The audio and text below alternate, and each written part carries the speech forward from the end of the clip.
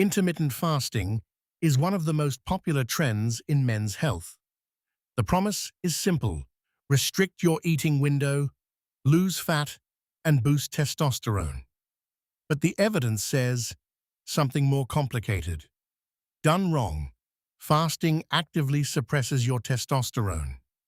Done right, it's neutral or slightly positive. Here's how to tell the difference. Here's the thing most people miss. Fasting has two completely different hormonal effects depending on duration.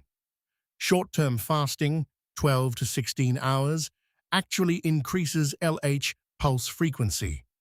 LH is the signal from your pituitary that tells your testes to produce testosterone. More pulses means more production. Acutely, testosterone rises 10 to 15%. But here's the problem. Extended caloric restriction, continuous low intake over days or weeks, does the opposite. Testosterone drops 20 to 50%, depending on severity. The mechanism is leptin. Short fasts improve leptin sensitivity, which supports LH pulsing. But chronic energy deficit suppresses leptin entirely, and LH drops with it. A 1995 study by Corbinitz found that 24-hour fasting increased LH pulse frequency by 50%, with a 15% testosterone rise. But extending that fast to 48 hours reversed the effect. Testosterone declined as the energy deficit deepened. This is the distinction most people get wrong. Time-restricted eating and intermittent fasting with caloric restriction are not the same thing. Time-restricted eating means eating all your normal calories within a defined window. Say 12 to 8 p.m., an 8-hour window. Total intake is the same. You're just compressing when you eat. The hormonal impact is minimal. Some evidence for improved insulin sensitivity and better fat oxidation. No testosterone suppression. Intermittent fasting with caloric restriction means eating fewer calories overall, plus restricting the window. This is where the problems start. The caloric deficit suppresses testosterone, especially if protein intake drops. For men concerned about testosterone, time-restricted eating is safe. Fasting that creates a significant caloric deficit is not.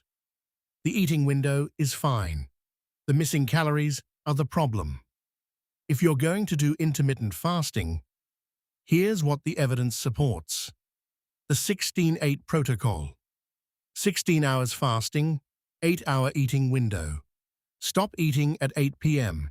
Eat again at noon the next day. Simple and sustainable. But here are the non-negotiable rules. First, adequate total calories. If you normally eat 2,500 calories, you eat 2,500 calories in your 8-hour window. The window is tighter, but total intake is unchanged. Second, adequate protein. 1.6 to 2.2 grams per kilogram of body weight.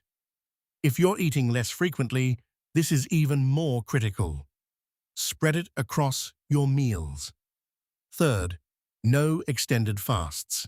Never do 24-hour plus fasts without medical supervision if you're concerned about testosterone. Daily 16-hour fasts are fine. Weekly 24-hour fasts are risky. What you eat in your window matters more than the fasting itself. Poor protocol. 16-hour fast, then eat processed carbs and seed oils in your window. Net result: worse insulin sensitivity, higher inflammation, worse testosterone. Good protocol. 16-hour fast, then eat real food. Protein, vegetables, olive oil, whole grains. Net result: better insulin sensitivity, maintained testosterone. Example: 8-hour window, noon to 8 p.m. Noon, salmon, brown rice, vegetables with olive oil. 40 grams of protein. 3 p.m. Greek yogurt, berries, nuts. 20 grams of protein. 6 p.m. Chicken, sweet potato, Salad with olive oil. 40 grams of protein. Eat protein first at each meal. 30 to 40 grams per sitting. Intermittent fasting is no excuse for poor food choices. Quick note on who should skip intermittent fasting entirely. Men with documented low testosterone. Avoid extended fasting or caloric restriction. The last thing you need is another hormonal stressor. Men with inadequate sleep, fasting plus poor sleep equals cortisol elevation and testosterone suppression. Fix sleep first. Men doing extreme training volume, high volume plus fasting means recovery suffers. Adequate calories are essential. And men with a history of eating disorders, fasting can trigger restriction patterns. Avoid. For most men over 40 with adequate sleep and moderate training, 16-8 is fine if protein and total calories are adequate. Full evidence breakdown with the complete protocol, meal examples, and study references is on maleoptimal.co.uk. Link in the description. If this was useful, subscribe. We do evidence reviews like this every week. No bro science, just what the research actually says.